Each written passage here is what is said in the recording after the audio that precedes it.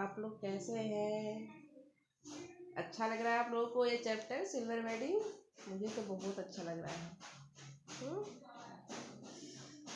हाँ, आज ये आप लोगों का लास्ट पार्ट 5 होगा। आज आप लोगों का लास्ट है, तो खूब अच्छा से सुनिए इसको ध्यान लगा कर। मुझे बहुत अच्छा लग रहा है पढ़ाने में आप लोगों को। घर बैठे आप लोग पढ़ रहे हैं ना? स्कूल में तो जाना नहीं है, तो कम से कम घर पर बैठकर ऑनलाइन पर अच्छा से पढ़ाई कीजिए।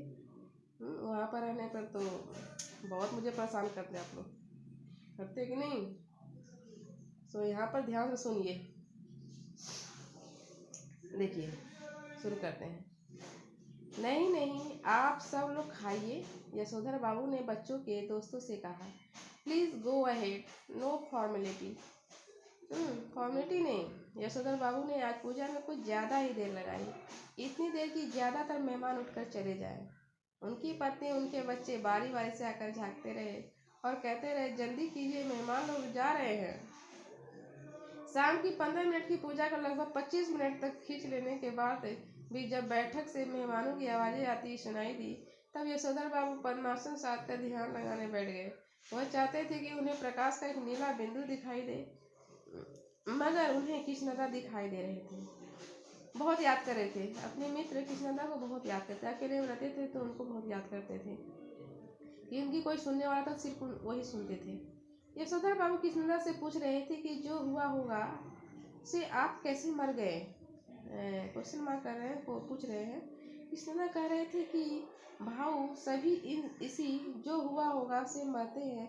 गृहस्थ हो, ब्रह्मचारी हो, अमीर हो, गरीब हो, मरते जो हुआ होगा से ही है। हाँ हाँ, शुरू में और आखिर में सब अकेले ही होते हैं।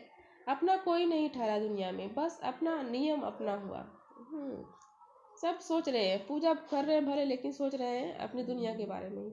यशोधर बाबू ने पाजामा कुर्ते पर उन्हें ड्रेसिंग गाउन पहने, सिर पर गोल विलायती टोपी, पाँव में देसी खड़ाऊ और हाथ में डंडा धारण किए। इस कृष्णदा से अकेलेपन के विषय में बहस करनी चाहिए, उनका विरोध करने के लिए नहीं, बल्कि बात कुछ और अच्छी तरह समझने के लिए। देख रहे हैं, हर रविवार कृष्णदा शाम को ठीक 4 बजे यशोधर बाबू के घर आया करते थे। उनके लिए गर्मा गर्म चाय बनवाई जाती थी। उनका कहना था कि जिसे फूंक मार कर न पीना पड़े वह चाय कैसी। चाय सुड़कते हुए कृष्णदा प्रवचन करते थे, मतलब चाय पीते हुए आवाज़ निकालना मुझे नहीं अच्छा लगता है। और यशोधर बाबू बीच बीच में शंकाएं उठाते थे। यशोधर बाबू को लगता है कि कृष्णदा आज भी मेरा मार्गदर्शन कर सकेंगे और बता सकेंगे कि मेरे बीवी बच्चे जो कुछ भी कर रहे हैं उसके विषय में मेरा रवैया क्या होना चाहिए। लेकिन कृष्णदा तो वही अकेलेपन का खटरा अलापने पर आमादा से मालूम होते हैं। कैसी बीवी, कहाँ के बच्चे, यह सब माया ठहरी। और यह जो भूषण आज इतना उछल रहा है, वह भी किसी दिन इतना ही अकेला और असहाय अनुभव करेगा जितना कि आज तू कर रहा है। अपने आप से बातें कर रहे हैं यशोधर बाबू वहाँ पूजा में बैठकर। यशोधर बाबू बात आगे बढ़ाते, लेकिन उनके घर वाले उन्हें झिड़कते हुए आ पहुंची कि क्या आज पूजा में ही बैठे रहोगे। यशोधर बाबू आसन से उठे और उन्होंने दबे स्वर में पूछा, मेहमान गए? पत्नी ने बताया, कुछ गए हैं, कुछ हैं। उन्होंने जानना चाहा कि कौन कौन है। आश्वस्त होने पर कि सभी रिश्तेदारी हैं, वह उसी लाल गमछे में बैठक में चले गए जिसे पहनकर वह संध्या करने बैठे थे। जो पहनकर बैठे थे पूजा करने, वही पहनकर बाहर निकल गए। हालांकि उनका सिल्वर वेडिंग था। यह गमछा पहनने की आदत भी उन्हें कृष्णदा से विरासत में मिली है और उनके बच्चे इसके सख्त खिलाफ हैं। Everybody gone, party over?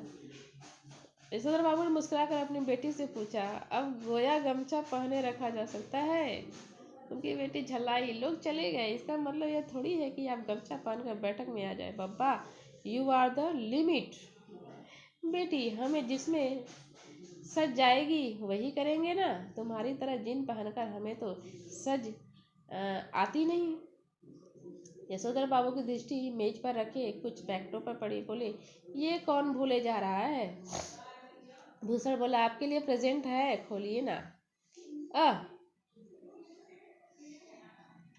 इस उम्र में क्या हो रहा है प्रेजेंट वर्जेंट? तुम खोलो, तुम ही इस्तेमाल करो, कहकर शर्मीली हंसी हंसे। भूषण सबसे बड़ा पैकेट उठाकर उसे खोलते हुए बोला, इसे तो लीजिए, ले लीजिए, यह मैं आपके लिए लाया हूँ। ऊन ड्रेसिंग गाउन है। आप सवेरे जब दूध लेने जाते हैं बब्बा, फटा पुलोवर पहन के चले जाते हैं, जो बहुत ही बुरा लगता है। आप इसे पहन के जाया कीजिए।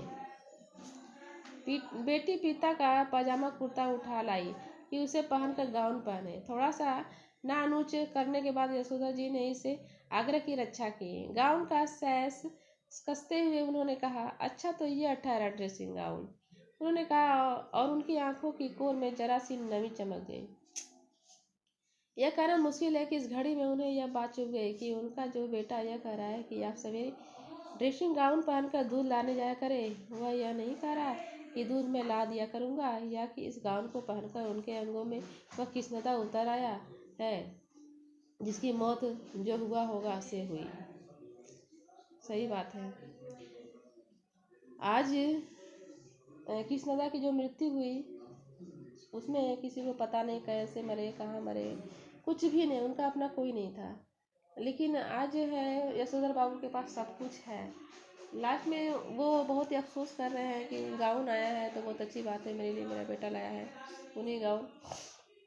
लेकिन उनको मालूम नहीं कि ये क्यों आया है। ये इसलिए आया कि वो सुबह दूध लाने जाते हैं तो उनको ठंडा न लगे, इसलिए।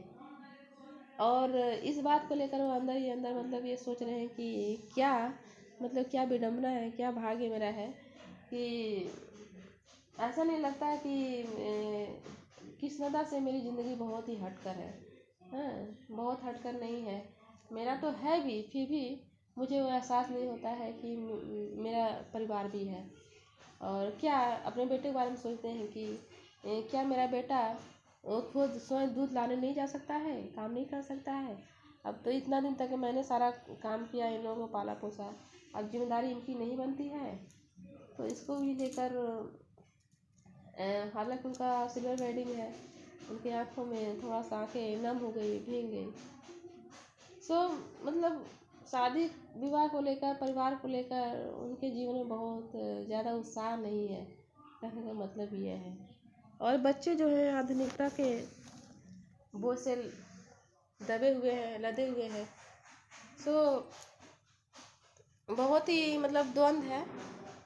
पुरानी पीढ़ी और नई पीढ़ी को लेकर इसमें ज़्यादा द्वंद्व है, ज़्यादा झगड़ा है। और अंत में जो है आधुनिकता की देख रहे हैं जीत हो रही है, नई पीढ़ी की जीत हो रही है, क्योंकि कहा भी गया है कि समय के अनुसार चलना चाहिए। यहाँ पर यशोधर बाबू को समय के अनुसार थोड़ा ढलना चाहिए। उनकी सोच में थोड़ी सी चेंज की ज़रूरत है, तभी उनका भी जीवन खुशी से संपन्न होगा, खुशी से बीतेगा। इतना ही है। और ये आज लास्ट हुआ, आज ही फिनिश हुआ चैप्टर, और मैं इसके बाद में क्वेश्चन आंसर करवाऊंगी, उसको भी मैं अच्छे से समझा दूंगी आप लोगों को। तब तक इसके लिए thank you, again thank you. अच्छा से आप लोग पढ़िएगा घर पर बैठकर।